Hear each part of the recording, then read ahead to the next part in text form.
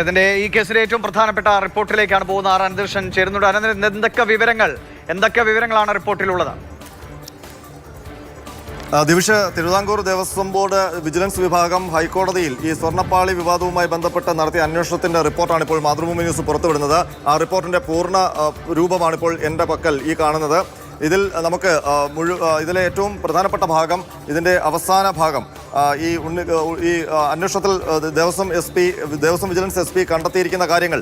അന്വേഷണത്തിൽ ശ്രീ ഉണ്ണികൃഷ്ണൻ പോറ്റിക്ക് ദേവസ്വം ബോർഡിനെ ചതി ചെയ്ത് അന്യായ ലാഭം ഉണ്ടാക്കണമെന്ന ഉദ്ദേശത്തോടെ ശബരിമല ശ്രീകോവിൽ ഇരുവശത്തുമുള്ള ദ്വാരപാലക ശില്പങ്ങളുടെ തെക്ക് വടക്ക് മൂലകളിൽ ഘടിപ്പിച്ചിട്ടുള്ള സ്വർണം പൊതിഞ്ഞ ചെമ്പ് തകിടുകളുമുള്ള സുമാർ 2 കിലോ തൂക്കം വരുന്ന സ്വർണം കൈവശപ്പെടുത്തുന്നതിന്, അതായത് 2 കിലോ സ്വർണം, ഈ ദ്വാരപാലക ശില്പങ്ങളിൽ 2 കിലോ സ്വർണം ഉണ്ടായിരുന്നു എന്നാണ് വിജിലൻസിന്റെ ഈ റിപ്പോർട്ടിൽ പറയുന്നത്.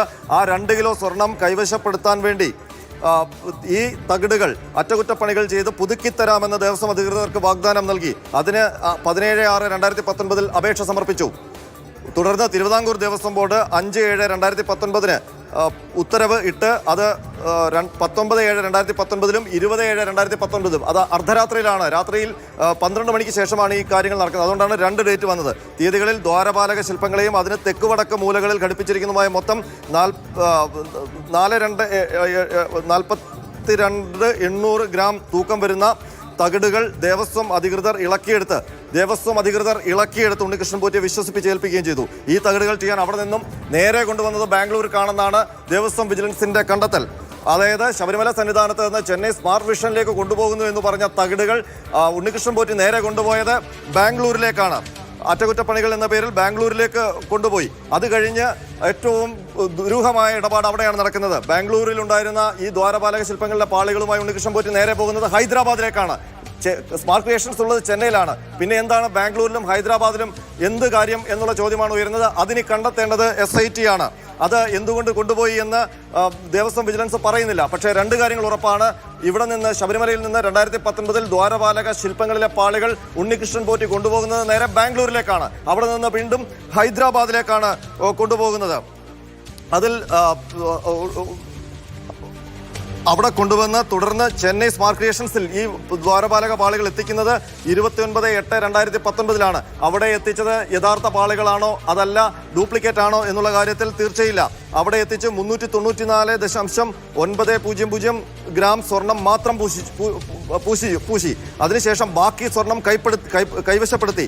ഏറെ മൂല്യമുള്ളതും പരിപാവനവുമായ ശബരിമല ശ്രീകോവിലുള്ള ദ്വാരപാലക ശില്പങ്ങളും തകിടുകളും ചെന്നൈയിലും ബാംഗ്ലൂരിലും കേരളത്തിലുമുള്ള പല വീടുകളിലും ക്ഷേത്രങ്ങളിലും യാതൊരു സുരക്ഷയുമില്ലാതെ കൊണ്ടുചെന്ന് പൂജ നടത്തി ലാഭമുണ്ടാക്കിയെന്ന് ഈ റിപ്പോർട്ടിൽ വിജിലൻസ് SP എഴുതി വെച്ചിരിക്കുകയാണ്.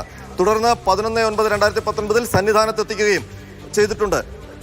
അതായത് 42,800 ഗ്രാം തൂക്കം ആരംഭത്തിലുണ്ടായിരുന്ന തകിടുകൾ ഉണ്ണികൃഷ്ണൻ പോറ്റി സ്വർണം പൂശി തിരികെ ലഭ്യമാക്കിയപ്പോൾ 38,258.1 ഗ്രാം തൂക്കം മാത്രമുള്ളതായി വ്യക്തമായിട്ടുള്ളതാണ്. ടിയാന്റെ പ്രവൃത്തികൾ ഭാരതീയ ന്യായസംഹിത പ്രകാരം ശിക്ഷ അർഹിക്കുന്ന ക്രിമിനൽ കേസിൽ അന്വേഷണം നടത്തേണ്ടതാണ്.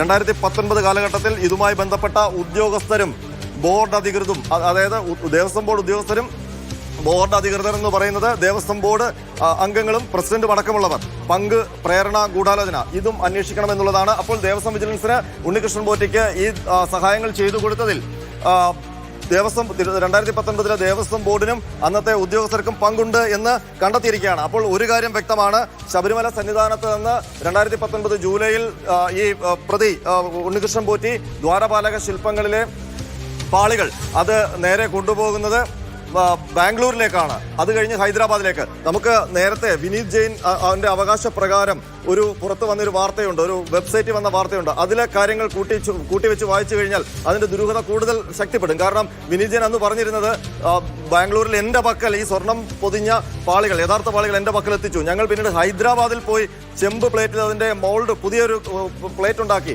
അത് ചെന്നൈയിൽ കൊണ്ടുപോയി സ്വർണം പൂശി എന്നുള്ളതാണ്. അപ്പോൾ അതിനെ സാധൂകരിക്കുന്ന ഒരു കണ്ടെത്തലാണ് വിജിലൻസ് കണ്ടെത്തിയിരിക്കുന്നത്. അതായത് ശബരിമല സന്നിധാനത്ത് 2019 ദ്വാരപാലക പാളികൾ കൊണ്ടുപോയത് ബാംഗ്ലൂരിലേക്കാണ്. ബാംഗ്ലൂരിൽ കൊണ്ടുപോയി ഹൈദരാബാദിലേക്ക് കൊണ്ടുവന്നു. എന്തിന് ഹൈദരാബാദിലേക്ക്? അവിടെ എന്താണ് ഈ പാളികൾ എത്തിക്കേണ്ട കാര്യം? അപ്പോൾ അവിടെ പോയി മോൾഡ് ഉണ്ടാക്കി ഡ്യൂപ്ലിക്കേറ്റ് ഉണ്ടാക്കിയെന്ന് വേണം അനുമാനിക്കാൻ. ആ ഡ്യൂപ്ലിക്കേറ്റ് ആണ് ചെന്നൈ സ്മാർട്ട് ക്രിയേഷൻസിൽ പിറ്റേ മാസം ഓഗസ്റ്റ് മാസം എത്തുന്നത്, 39 ദിവസത്തെ ഗ്യാപ്പിന് ശേഷം എത്തുന്നത്. അപ്പോൾ സ്മാർട്ട് ക്രിയേഷൻസ് ഉടമ പങ്കജ് ഭണ്ഡാരി പറയുന്നത് ശുദ്ധ കളവാണ്. അവർ സ്വർണം പൂശിയിരിക്കുന്നത് പുതിയ കോപ്പർ പ്ലേറ്റിലാണ്. അതല്ലാതെ ഹൈക്കോടതി ഉത്തരവിൽ എടുത്തു പറഞ്ഞിട്ടുള്ള ആ മൊഴി പ്രകാരം ഈ ദ്വാരപാലക ശില്പങ്ങളുടെ യഥാർത്ഥ പ്ലേറ്റ് ഉരുക്കി അതിൽ നിന്ന് സ്വർണം വേർതിരിച്ചെടുത്ത് പുതിയ കോപ്പറിൽ പൂശി എന്നുള്ളതല്ല. അപ്പോൾ യഥാർത്ഥ ദ്വാരപാലക ശില്പങ്ങൾ എങ്ങോട്ട് പോയി?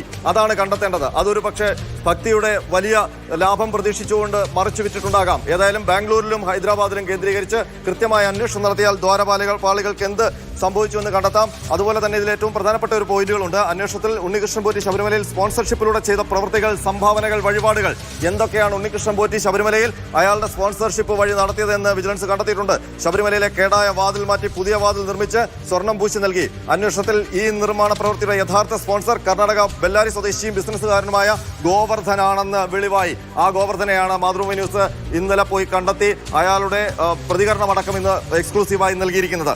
കോവിലിന്റെ കട്ടിളയിൽ പൊതിഞ്ഞ ചെമ്പുപാളികൾ സ്വർണം പൂശി. യഥാർത്ഥ സ്പോൺസർ മലയാളിയും ബാംഗ്ലൂരിൽ സ്ഥിരതാമസക്കാരനുമായ അജികുമാർ ആണെന്ന് വെളിവായിട്ടുണ്ട്.